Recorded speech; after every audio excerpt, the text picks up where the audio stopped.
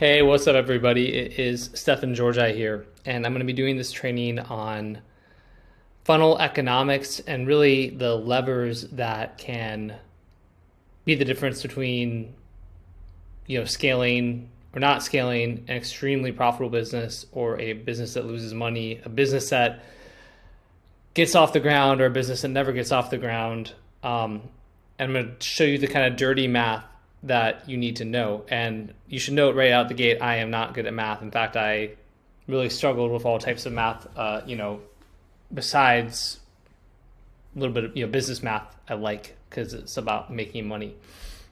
But I really hope this should shift. Take out my headset, I don't need it. I'm pretty excited about this, to be honest with you. I hope this ends up being as exciting to you as it is to me, right? I'm gonna give me a second because my camera froze, but I'll be back, I'm sure. Okay, this should be game changing. I don't see a lot of people talk about this stuff publicly, maybe because it feels overwhelming or complex or complicated, but I really hope it doesn't for you. It's not that bad. If I can do it, you can do it. And again, it's like a superpower. And I've talked about it back in 2018, 19 in Copy Starter Pro. So I'm tempted to be like, everyone's favorite guru and say like, I invented this and nobody's talking about this. I am the function of everything, but let's not go down that rabbit hole. It turns out, this is the kind of math that really the world's best direct response marketers, CMOs, and business owners are aware of. It just doesn't get talked about publicly very often. And so I'm excited to talk about it with you here. Okay. So first and foremost, one of the big questions you're going to ask, or you should ask and be able to answer, is for whatever the offer, the funnel, the business that you're working on, it's kind of like, what's the goal, right? Is it to maximize net profit, as in both kind of like a percentage in the volume? So, you want to just make boatloads of cash and buy Lambos and houses and planes, right? That's generally what it is for most people. Of course, some people might want to maximize revenue. They might say top line revenue is what matters. I know that if I can get a certain amount of revenue and I'm not completely hemorrhaging money, then I can get acquired. I can sell my business. Revenue is my goal. Generally, that should be the reason. Otherwise, revenue is a vanity metric. So, I know people have done 50 million a year and taken home 500,000 in profit, which is like not bad, but for 50 million, it is bad, right? Maximizing new customers or, leads, right? So lead gen, again, maybe acquisition. Wow, we're a machine. We're acquiring all these customers. This is like a lead gen or customer generation machine. We're going to acquire those customers, or we're going to, back it out by selling to them. This is like lead gen, right? And there's lifestyle stuff like, hey, high margin, low headache. Like I'm not trying to buy a Lambo. If I can make a couple $100,000 a year pretty passively, then or a couple million, whatever it is, I'm happy. I don't want a lot of headaches. I don't want to spend a lot of time in the business. It's all about that lifestyle. Okay. And the decisions you make as you go around optimizing offers and funnels and the levers, pulling the levers, really will depend on what your answer is and what your goal is, right? I'm going to assume for this training that generally we're going to talk about maximizing net profit. But, of course, I'm sure I can throw in tidbits on other stuff too, okay? So here's some really vital, basic questions we're going to go through. How much, and I could have done a PowerPoint, but I'm not even good at it. And I was like, I just want to record this because I'm pretty excited. So I'm doing it as a Google Doc and, you'll bear with me.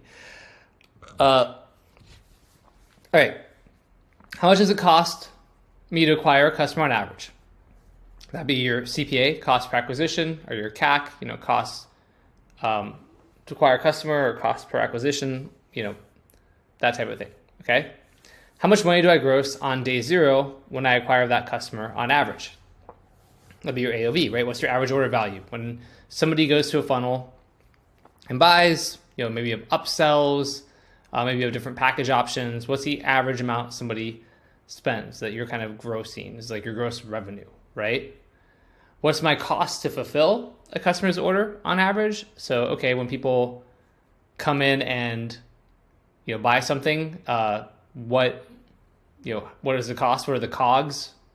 So for example, supplement funnel, maybe, we're about to get to examples, but say $200 and it costs you, $50 between, the supplements, the fulfillment, processing fees, some other stuff like that, right?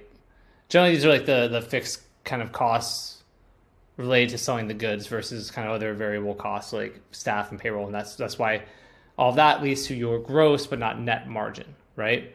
What is the average gross profit when I acquire that customer? What's my gross margin? And we're going to talk about the lifetime value, which is LTV, a bit later, okay? So let's look at some examples. Let's say it's a supplement offer and it costs you $150 on average to acquire a customer. Let's say that your AOV is $220 on average. Let's say that your COGS are about 22.7%. And no, I'm not a math genius. I just had looked that up earlier. But that would make it that about $50 to fulfill. So basically 150 plus 50, $200. That's costing you, right? It's costing you $150 for, acquiring the customer, whether that was buying media, right? For your ads, costs $150 to get a customer from an ad, or say you were working with affiliates and you're paying affiliates $150 CPA. So they're risking their money, but every time they make a sale, they get $150, okay? And then, your COGS, let's say on average are $50. You're grossing, through the AOV 220, which means your gross profit is $20. Now that's not bad, of course, if we extrapolate out to like 1,000 sales a day type of thing. And we're gonna get to 1,000 sales a day. Let's say it's 100 sales a day, right? So 100 sales a day times 20 equals, right, like basically $2,000 a day, equals about $60,000 a month. You do that, you've got a probably a 7-figure business. 100 times 220 AOV, right? So yeah, you have a a healthy little business. You're netting close to $1 million a year. Was that some 720,000? I think, right? So this is probably a good lifestyle business if you could figure that out. Now, there's still a lot of things that you could do. There's a lot of levers you could pull that I would want to pull for me. But the point is, it's actually, right, it's kind of about volume typically, especially for saying like a supplement offer, okay? Okay, but now let's say you got a supplement offer where, it's costing you $300 to acquire each customer, whether that's, through affiliates or more realistically is what happened with ads, right? Let's say your AOV is only 150, your COGS are still $50, at 22.7%. So now you're losing $200 of every customer you acquire, right? And that's where I typically say, when people I've gotten in trouble for being like, not everyone should be an offer owner. It's like, that's not out of the question that this is what the numbers are going to look like when you first, go out the gate, especially if something like a physical product, like a supplement offer. And you need data to be able to optimize, right? And so if you are losing $200 per customer, how much money can you really afford to spend, right? And if you've got $5,000 saved up, it's like, okay, so basically, what you can run not that many sales before you're out, right? And it's hard to optimize that period of time.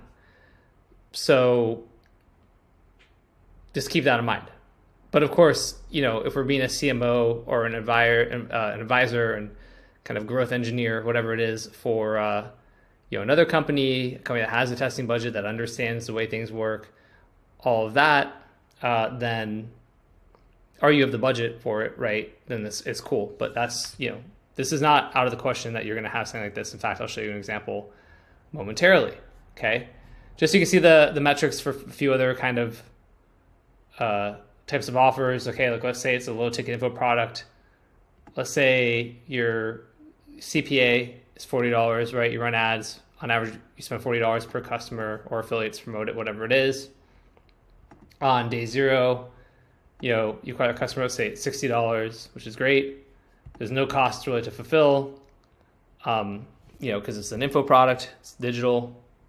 So your gross is $20. So from that context, if you get $20 of this or $20 running, physical, there's an allure to doing info products, right? And I think that's what certain gurus kind of talk a bunch about, like offer owners, but then they go to like info and low ticket info, and it's people spending like a couple grand, maybe they scale up to like 30, 40 grand in ad spend a month or whatever it is, which is, again, nothing wrong with that.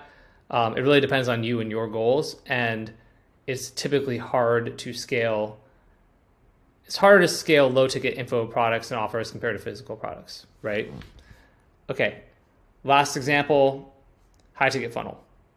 Okay, let's say it costs $1,000 on average, because you're gonna get a lot more money on day when you do acquire a customer, right? So say it's $1,000, you gotta acquire a lot of customers. It's like a phone sales thing, right? They apply, book a call, you sell them a high ticket package. So say on average costs you $1,000, you bring in $3,000. Let's say costs you $1,000 for fulfillment. Let's say that's because of maybe you've got like a high ticket closer you pay commission to.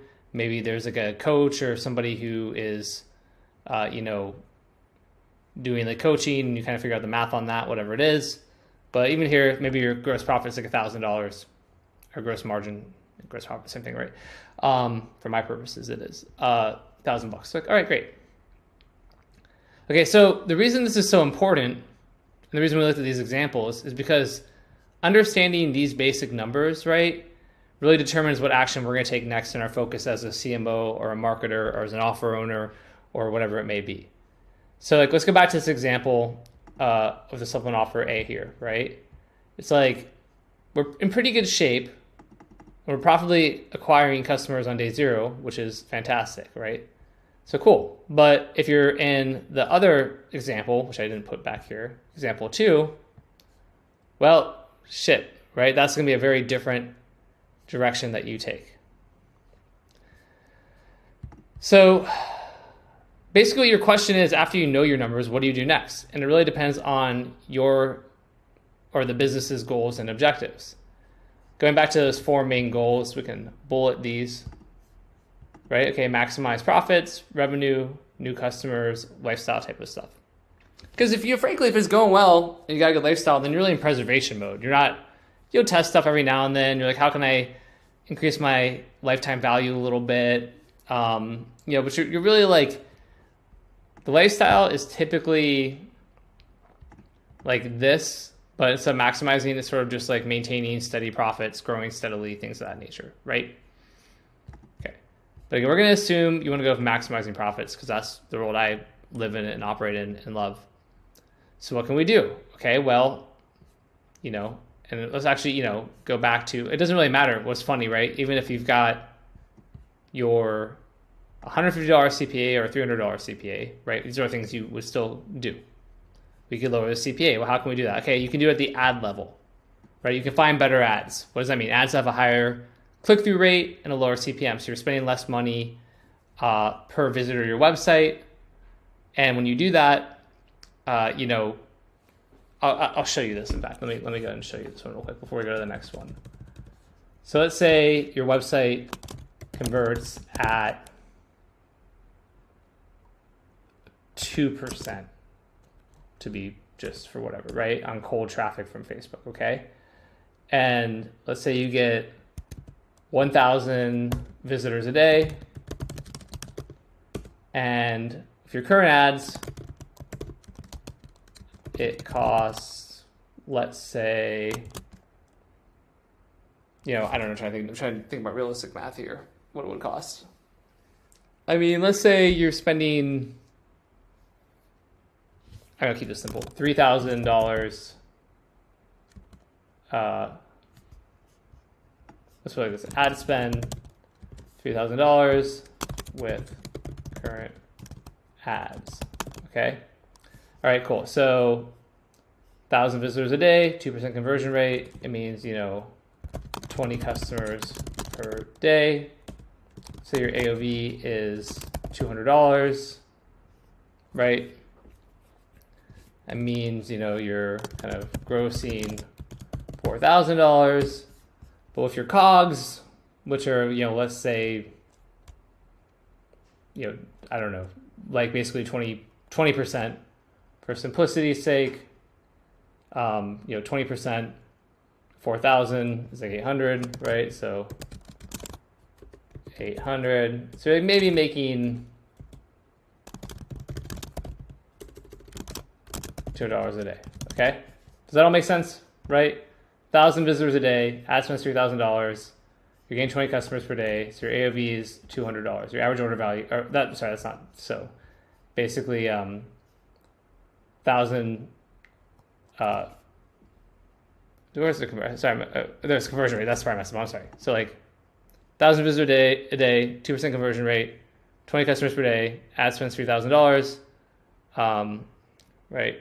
So like that means, yeah, and then your CPA is what, $3,000 divided by 20. I'm just gonna do a lazy math. 3,000 divided by 20 is 150. Duh. Okay. All right. So like neato, okay? But when I talk about better ads, okay, so now let's say that you have a really, really fire ad that, is going to have more people are going to click on this ad, and, because it's relevant and dialed in, your cost to run the ad is the same. So that instead of, having, and I'll do this in a new thing here. I'll make this clear too. Landing. Okay, so, all right. Well, let's say now like better ad. Now for the same ad spend, you get, let's just double it for simplicity's sake. Again, these are just, I just want you to understand these concepts, right? Now you get 2,000 visitors a day. Your ad spend still is $3,000. So now you're getting 40 customers per day. And what's happening to your CPA? It's going to be cut in half, right? $75. Your AOV stays the same, but now you're making more money per day, right? Because now your gross is, 200 times 40 is $8,000. Your COGS doubled to $1,600, right? Just roughly here. So if you subtract, ad spend of $3,000, COGS of $1,600, so 4,600 minus 8,000, you're still making $3,400 a day, right? Now it's a big difference that you're going to go from 1,000 visitors to 2,000 visitors with the same ad spend because of ads. It's not impossible. But even if you got, 1,200 visitors or 1,500 visitors or whatever it is, that's what we're talking about with why on the ad level. And of course, what does that involve?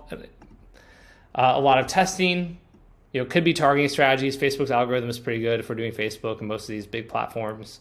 If you're doing email, it could be a new email creative that just gets more clicks and you're paying for drops, right? If you're paying $5,000 or $3,000 per email drop, and I'm buying out lists for $3,000, and now with a really good creative, instead of getting 1,000 clicks, I get 2,000 clicks. That's actually a very realistic thing, right? I mean, the $3,000 you might pay more, but the idea being that you could double the amount of clicks you get.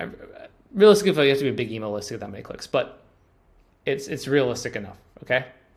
All right. Cool.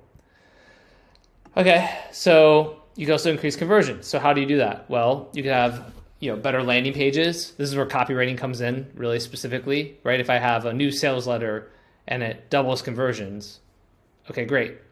Running A/B tests. So things like the button color or page elements, things of that nature.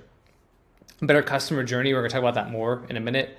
For example, maybe you've got a quiz funnel and you ask people questions, they get to a landing page, they see the product, they buy, and you realize that the quiz is screwing things up, and by changing the quiz, you can get way more people to the landing page, way more people buy, conversion rate goes up.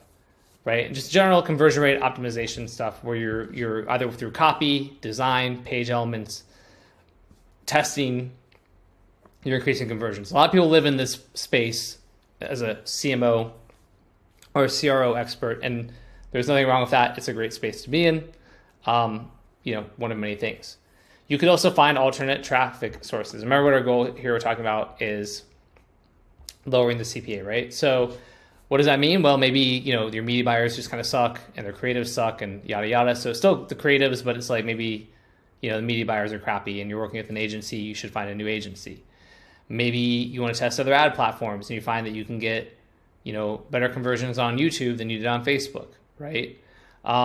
If you're working with affiliates, maybe you're able to find a way to bring on new affiliates at a lower CPA. So you're paying affiliates 150, but you can pay new affiliates 120, and they're happy with it because your metrics are good enough. Well, hey, look at that. You've lowered your CPA. And there's also some fun stuff like abandoned carts and declines, branded keywords, and organic in Amazon, which I'll talk about the abandons and declines a lot. Branded keywords would be, for example, you could run Google AdWords. So it's still kind of paid traffic, but say you're selling Miracle brush and it's like a hairbrush, right? Then you should, run Google AdWords so when people search for Miracle brush, you come up first because there's a lot of buyer intent there. They're trying to see if you're legit, and you'll usually be able to get sales for like $20 instead of $150 or $100 or $80, right? Like the cost will go down a lot on that. So that's one really thing that everyone should do. And actually, I need to do it for my peptide company that I'm CMO and equity partner in that I'm going to talk about in a minute. And I emailed somebody, they get back to me, but I'm going to have to email somebody else. I'm just remembering that right now. And then stuff like organic, right? SEO, you're ranking for SEO, you've got a good web presence. So I'm not just saying that because of SEO, like as in people find you organically and buy, though that would lower your CPA, obviously. But also maybe like they go to search for you, and again, they see a good web presence and they buy, or they go to Amazon, they see and they buy. And your kind of cost for those customers is lower, so effectively your cost per acquisition goes down. Okay, and that's just lowering the CPA. Okay, I know this is gonna be a lot, like I said. So if we take a pause, we've looked at the metrics, and now we're looking at what can we do to like maximize profits. So we looked at the goals as well, and we decided for maximizing profits. What can we do? Well, we can lower CPA. That's one goal, right? Okay, so we can also lower the COGS. This way so we can see it. Okay, so if you're doing physical stuff, maybe it's a different fulfillment partner or manufacturer. If you go from paying $5 per bottle to $3 per bottle for a supplement, okay, that's $2. But if the average person's buying 5 bottles, that's $10. If you're doing 1,000 sales a day, right now that's $10,000, $300,000 a month. So that would help you maximize profit, right? That's $300,000 in found money. Same thing with fulfillment, what you're paying for shipping, all of that. You can also negotiate lower rates so on shipping and products with your existing provider. You could lower merchant processing fees. Most people don't ever think about that, but maybe you pay 5% for every sale to the bank. So for every $100, you have to give the bank $5. And you can lower that to 2.5. Same thing, adds up, right? Save $2.50 per transaction as an example. You're doing 1,000 transactions per day. That's $2,500 a day times 30, right? You can kind of see that's what 90,000, right? Yeah. I think. Again, I'm not math saying anything, right? But you save $90,000 a month. Over $1 million a year. Or even just 80,000, whatever. But and then if you're doing like info, things like that, maybe you have different people doing fulfillment. If you've got coaches, maybe you can find another coach who's more cost effective, things of that nature as well, right? So all those things would help to maximize profitability also. Okay, next up is you can increase the AOV. Okay, so if we think about our metrics again, in fact, let me go pull up my little supplement offer example. Example A was already pretty good. Whatever, with that, let's just do it.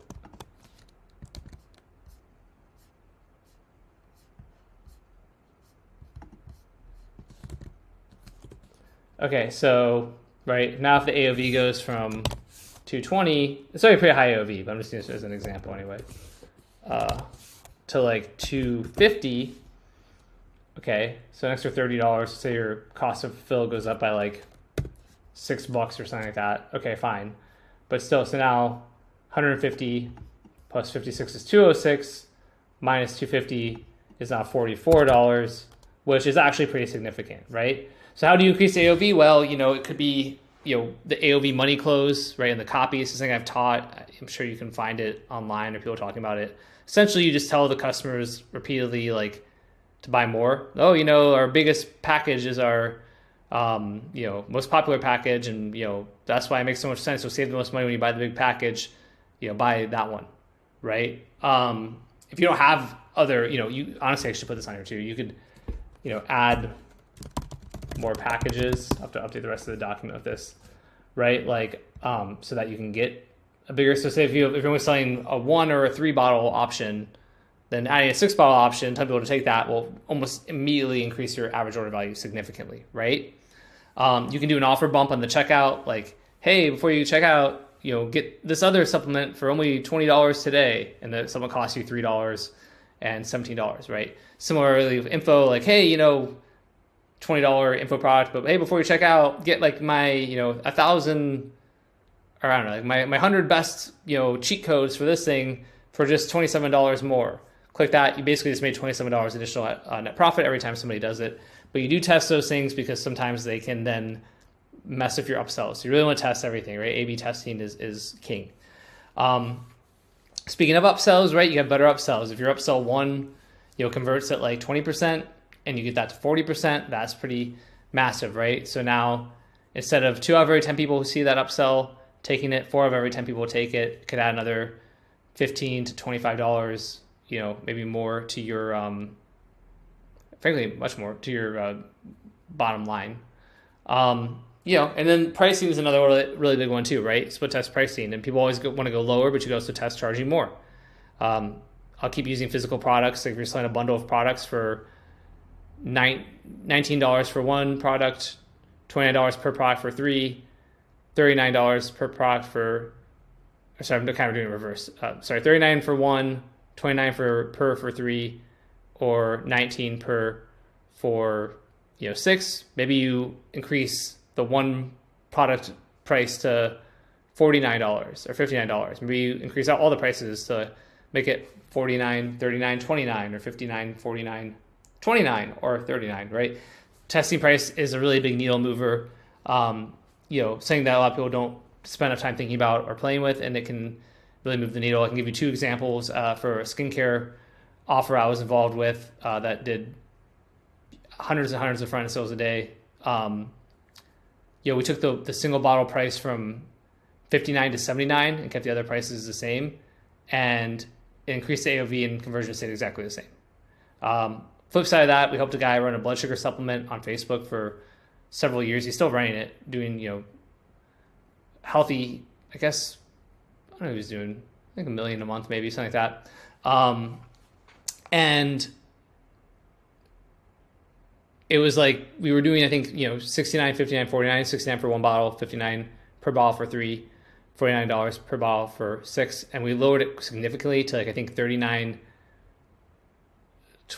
I want to say 39, 34, 29, and conversion is like doubled or tripled even. And so even though the AOV was lower, because we made so much higher conversions, we were able to, that's what enabled us to scale. Okay. So that's where pricing split test is really valuable. Okay. And then lastly, we can increase the lifetime value. Now I'll talk more about this in a minute here. Actually, sorry, I'm talking this a few places. But like subscription, right? Get them on continuity where they get rebuilt every month. If you have them on subscription, help them to stay on it for longer. Monetizing your email list. You could rent your email list out to affiliates or promote other people's funnels for a CPA. Every time you make a sale, you get money. You can do warm promotions to your list, right? We do that with AI marketers and free ad copy and my own list, where we'll develop bundles like the one that you probably found this through. And, that enables us to bring in really high margin revenue that funds a lot of stuff we do, right? Also phone sales, text, you could have a call center calling people and selling them other packages, bundles, offers, promos, things like that, okay? Now I know that's a lot of options. Again, we talked about increasing conversions, lowering COGS, increasing the AOV, and increasing the LTV. Like I said, it's a lot of options. So let's look at a real world example. This is for a peptide company, which is basically Ozempic, semaglutide, things like that I'm CMO and equity partner of. Basically the real world on this is the COGS and also really gross for, day zero for customers, right? And we've been working to dial in the CPA, and it's still all over the place. We have days where, as of the time I'm recording this, the CPA is over $300. We have days where the CPA is like $113. Average is probably realistically closer to $200, but let's say it's $300. Okay, so and there's higher COGS because it's like a medication. So acquiring a customer is $300. $299 is what people get the medication for in the first month. Then it goes up to $399 after, but we'll talk about continuity after the fact. Okay, it's expensive to fulfill, $145. So what is my gross profit when I acquire that customer? $146, right? Minus $146. And we got that gross profit because, again, we basically just took the CPA plus COGS, $445 minus $299 equals, or sorry, yeah, we get this back, and so basically there's a negative difference of $146, okay? And let's look at some more data, going back to those things about conversions, things like that, right? So on a given day, prior to some of the optimizations that I've been doing, you'll see 964 people hit the landing page from Facebook ads. We have 10 conversions. That's a 1.04% conversion rate. Ad spend 3,000, CPA 300. This is sort of a little bit hypothetical, but to make the math easy, but not off. We've had days like that. Give me one sec. Okay, so what questions would I ask right away? And in fact, did I ask, right? I want to know benchmarks. So is that conversion rate good? Is the CPA high, low, average? What's the benchmark? And how would I find that out? Well, I would ask people who are running traffic to this kind of offer, right? To friends who own this kind of offer or who are media buyers or in a mastermind. One of the big values of being in the mastermind is you can go, hey, yo guys, I'm running this. This is the AOV. This is the CPA. Anyone else running this type of thing? What are you seeing, right? If you're in a group, a Discord, whatever, fine. But like, that's one of the biggest values is just having people who are legit who can answer that, right? Not like, oh, my friend's friend, but people you know, right? So in my case, I went to like some of the best media buyers in the world who I know, and I'm like, hey, they're running this stuff too. Like, what metrics are you seeing? Oh, okay, figuring out benchmarks, right? So like, in this case, like I know the conversion rate should be higher. And more importantly, I know the CPA should be lower. It should be around $100 on average. Okay, well now I have a rough benchmark of what to optimize for. So how do we go about optimizing? Like, what are we going to do, right? We want to optimize. I want to get the CPA down, and I want to get the conversion rate up. How do I do that? Well, if you have Google Analytics, which is another one of those things that a lot of you probably don't look at, but it's actually very helpful. You can see maybe where people are dropping off. There's also things like Visual, Web Optimizer, VWO, or Hotjar and heat maps, things that can show you where in a funnel somebody is dropping off and giving you data. That way you can optimize there. Wow, everyone's dropping off on this page, right? Especially in a multi-step funnel. In our case, they click a link on the landing page, go into a questionnaire. They have to answer a bunch of medical intake questions because it's like a medication, HIPAA compliant, yada, yada, drop off. So, right? And that's, spoiler, what I decided to focus on first. And we have that going live tomorrow. And we'll see. I'm optimistic, but you never know. Because it's like, well, you could also just test new front-end copy. A lot of people do that. They just sort of throw new copy at it, hope the conversion rate goes up, and then they go, wow, it went up. And that's like the extent of their split testing. You could do CRO stuff, right? Buttons, page elements, messaging, move around testimonials, page design. People do all that stuff too. There's no wrong answer. What you should just remember, right? What are we really trying to do? Like, why they have to increase conversions, but really a higher conversion rate can mean a lower CPA, which can mean more scale and more profit, right? Keep in mind why we're doing this. So it's like yes, increasing conversions, but really conversion is going up so that CPA goes down, right? There's a relationship there. Okay, so in the peptide funnel, looking at my competitors' pages, I'm like, oh, their journey, the flow has a lot less friction than ours. Friction is a huge thing for me. So friction is like points of confusion, things that are difficult, roadblocks that will stop our customer from going, into our funnel and out the other side of customer, or I should say our prospect from going in and coming out of customer. So right, my thesis has been simply like, all right, let me simplify our flow, which you can call like a quiz. I can probably double conversion rates. That's a big thing, doubling conversion rates, but especially when a funnel is not very optimized, it's doable. That's the good news. If your metrics are actually decent and the funnel is not optimized, you've got a lot of opportunity there. Okay. So like, well, if I'm right, my new metrics would look like this instead, right? Still the same amount of visitors to the landing page, but instead of 10 conversions, you'd have 20 conversions. The conversion rate would double. The ad spend would stay the same, but the CPA would be cut in half from $300 to $150. That's a massive difference. Okay. Does that make sense? Because again, now for 3,000 ad spend, you got 20 conversions. That's what figures out the CPA, right? Conversion rate is sort of just a metric to mark that has happened. But really, I'm really mostly interested in is the CPA going down. Because when the CPA is down, if I'm making money, I can keep scaling, right? Or if I'm intentionally okay with losing money, I can also keep scaling. But that's like the goal. Like I want to be, if I'm profitable, right, and it's consistent. Also, by the way, right, then for me, for this funnel, I'm like, if it's consistently at 150, as an example, I'm like, all right, then I know I can go to affiliates and give them $150 CPA, and it's a reasonable chance that it will convert, well enough for them that they are going to be happy and keep sending traffic to it, especially if they have a high volume of traffic, right? If we go back to our initial numbers here, so right now, instead of costing me $300 to acquire a customer, it costs me $150. The AOV doesn't change. The cost to fulfill doesn't change. But instead of losing $146 and making $5. That might not seem like life-changing money, but actually with all the rebuilds and stuff, which I'll talk about in a little bit, it would still be great. But regardless, it's a huge win. And you can, like I mentioned, find opportunities to double your conversions through testing. Although also, if you can't do that, then a bunch of little incremental tests and wins can also add up to a doubling of conversions too. So, both strategies make sense. If there's a fairly unoptimized funnel and you can find home runs, it's worth doing that, right? Okay, so let's assume this test works. I actually really do think it's going to work. I'll have data in a few days, probably before you ever see this video. I'll know if it worked or not, and you can ask me, and I can be like yay or nay. Try to ask me publicly. I really want to talk about this funnel publicly. I'm talking about in this recording, but I don't want to go too, So I can stop there and I can scale because of the rebuilds, which we'll talk about in a minute. But there's just so much more low-hanging fruit. So let's say that by testing some different variants of the landing page, by that I mean the copy, the design, format, elements, I can increase the conversion rate up to 2.5%, okay? And that's really not at all unrealistic. It's pretty doable to get that kind of win. All right, well now my numbers basically go from 20 to 24 conversions. I go from my conversion rate's up to my conversion rate's now 2.50%, so we had there. Same ad spend, but the CPA, just another 4 sales there, goes down to 125. We knocked another $25 off, right? So now my numbers are CPA here. These two didn't change. Now I'm making $20 per profit.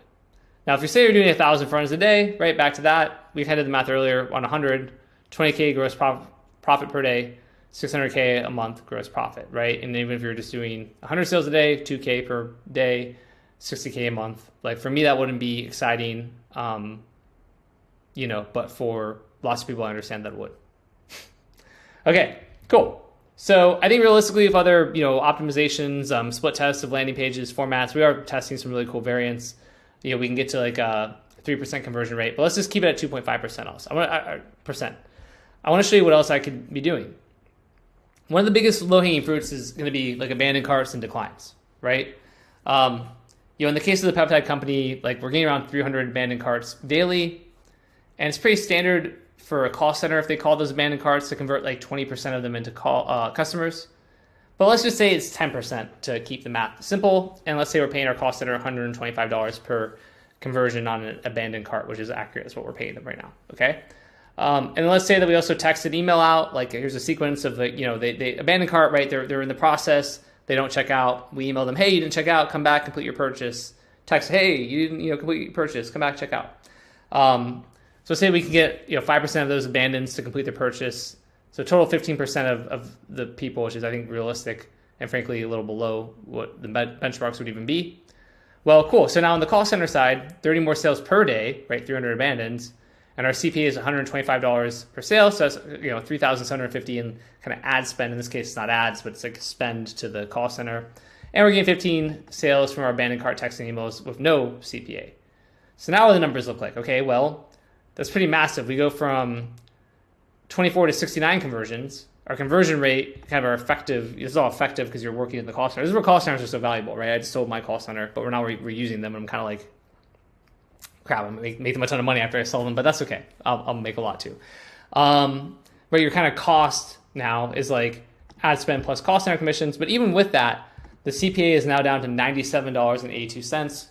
It started at $300, as you'll probably recall. And this is really only three things that we've changed, right? We look at the real world examples. We went from negative $146 per customer to positive $56.18. That's a lot better. If we go back to the whole 1,000 sales a day thing, now we're looking at gross profit per day of $56,180 and gross profit per month of $1,685,400. Or if you want to say 100 sales per day, then $5,618 per day and $168,540 per month, which is still pretty good, especially depending on where you're at in your journey and what you're looking for, or the company is, whatever, right? And remember, all we really did was like three things. We just improved the customer journey, which was kind of a CRO type of thing. We found a better landing page, and we started marketing, or remarketing to our abandoned carts through a call center text, right? So this is where there's so much leverage and power in these things, and people should talk about them more.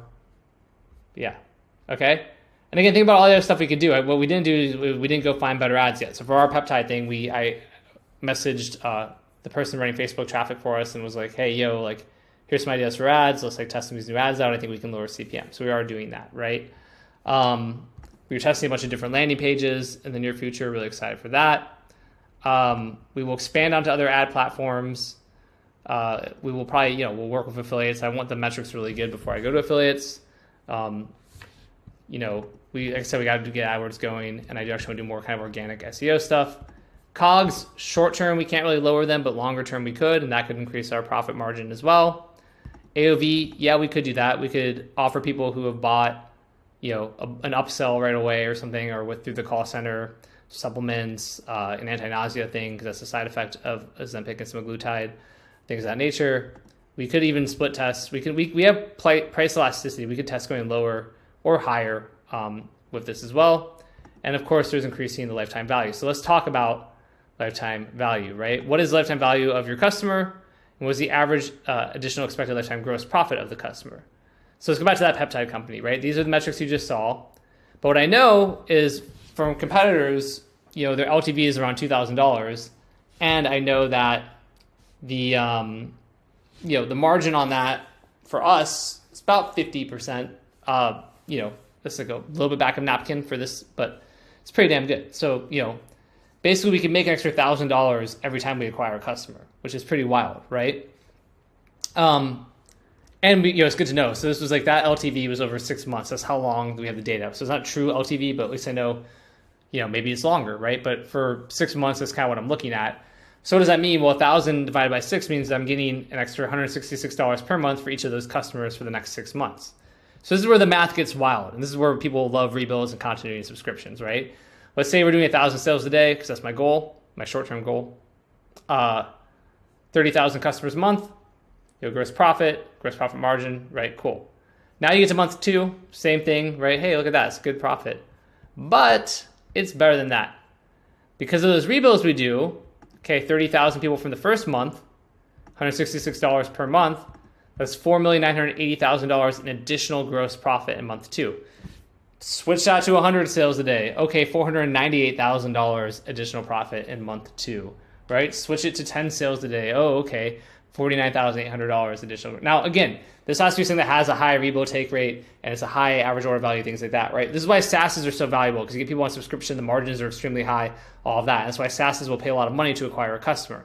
But and we'll talk about that below as well. That's why Agora would, and maybe still does, acquire customers and go negative for like months at a time, right? And if you're wondering why is the gross profit so much higher with rebills, because there's no ad costs in the additional months. And I can play that out over one more month, right? Now you've got 60,000 people. You've got people, in month 3 and in month 2. So now your net profit after 3 months is that, which is pretty insane. That's how, one way to quickly get to being a 9-figure business. That's what I'm trying to do. And I hope I do it, frankly. You never know. I could record this and things go to shit. It doesn't work out. But I feel pretty optimistic. I'm really working hard on this thing right now because of the upside and being, a significant equity partner in it. Okay. And yeah, like I said, those numbers are insane, but they're not out of the question. And it's like I said, if you're doing 100 sales a day, then in, month 3, you're only netting, 1,164,000. Like, oh no, right? And like I said, this is why people love subscription business. And of course, there's other things we can be doing as well. You could increase the stick rate. How many people, do renew for another month, or stay on their medication, or if you're doing a newsletter, how many people stay on your newsletter? The email list monetization, right? We can take all of our buyers and we can sell them supplements by creating warm traffic offers. We could sell them affiliate stuff, right? We could say, hey, customers, go check out V-Shred and sell them V-Shred's programs. Like, you want to lose weight and get off Ozempic, do that, right? We could call them, sell them packages of fitness coaching, health coaching, all of these things we can do, right? And so it's kind of endless and it's all really fun.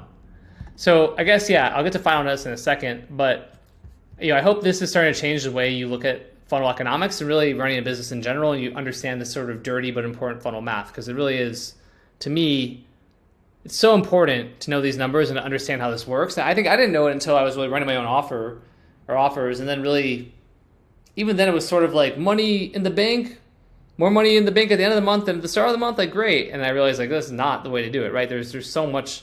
There's levers and there's specific metrics, and you optimize to these metrics and these numbers, and it can make you rich, or it can make the business rich and you promote it, and then you go start your own offer and company, or you become a partner because you're doing such a good job in that business or whatever it is, right? Or you're just, as a freelancer, just be like a consultant who can come in and know this shit and like work with companies and charge them a lot of money to find the levers and pull them and tweak them. It's extremely valuable, right? So here's like just a quick example from like a while back where it was like a bad day for the peptide company, right? We had 6 sales, I should have said from Facebook for, $1,970 in ad spend, so $328 CPA. But the call center started up that day, right? And we're paying them $125 commission, right? So if you add the math up on that, basically between $1,000 to the call center, put that in parentheses so it's easier, and the ad spend $29.70.93, but now we have 14 sales. That takes the CPA from $328 down to $212, right? We had a couple of sales come in for the abandoned stuff that we're setting up. We offer a coupon code, but one person came in that didn't use the coupon code. So, okay, same ad spend here as here, but now 17 sales, and our CPA was $174.76. We also had 5 rebills come in. Again, this is like the first month of doing it, or I guess the second month, but starting to get rebills come in. So we got about $220 net profit on those rebills on average. The reason I said 166 before is because not everybody's going to rebill, so I'm averaging that out. It's a high stick rate, but not a 100% stick rate. So $1,100 net profit on the rebills. And so when you look at it that way, right, okay, 174, our, break even is essentially 154. So say they lost $20 per on 17 sales, right? So again, just lazy because my brain's fried. So we basically lost $340 acquiring customers, but we actually for the day netted 1,100 minus 340, which again I'm too tired to do math. $760 we made profit, right? And now when those 17 new people rebill next month, right, and then 100 people rebill per day next month, this is where that math gets really exciting and fun, and why I'm really pumped about doing this stuff. And so it also comes back to that question, right? How much are you willing to spend to acquire a customer? And it's not can you spend, but willing to spend. I mean, they're kind of both, but sometimes you can spend more than you want to because you are optimizing for profit. But you might be willing to spend more than other people because you don't care about going negative, right? In theory, I think I have it down here. Yeah, like it's like in theory, knowing what I know about the rebills and LTV and stuff like that, it's like I could, in theory, be like, I don't give a damn that my CPA is $300 or $500. Let's just go. But you really would want a foundation of rebills coming in first to have the money, and then you really have your numbers out. Get a CPA or somebody like a CFO type level. You can hire a fractional one. You have to go hire a CFO for a bunch of money to help you understand what the modeling looks like on that. But if you do that, then you might be like, damn, I don't care. I can acquire. I want to actually spend more, right? And I put that in here. Yeah, I mentioned it here, right? Like in theory, we should be willing to go negative a lot of money to acquire customers, right? And I mentioned Agora does this famously. You just need upfront money to play that game though, or enough rebills coming in to do it. But the pro of going negative is that, you can acquire more customers, you can dominate your market. So in this case, you're going to end up paying a higher CPA instead of trying to lower your CPA, but you're going to be happy about it. But the difference there is I would still be trying to optimize for CPA. I would still try to lower it, but I would accept, especially as I go broader, my CPA is going to go up. Or if I go from, especially a lot of niches, and if it's not a really, if it's not a niche where it's not a massive market or TAM, right? Total addressable market, which we all know now because of Hormozy. Sorry, my family's about to be honest, this is perfect, right? Then just CPA is going to go up in general. I'm still trying to keep that CPA down. I'm fighting it because I'm trying to manage for profitability, but also LTV. And this also happens when you go broader, right? You go from, a Facebook ad to a billboard, then you're going to spend more money acquiring customers. But if you've got enough money coming in, lifetime value, all of that, you can do it. So that's actually it. It's perfect because Laura and my daughter just got home. Perfect timing. I hope this was really valuable and really made a lot of sense to you. I hope it gives you a really good new way of thinking about funnel economics. Obviously, you'll have access to this document as well. My dog's freaking out, so I'm going. Thank you all and bye.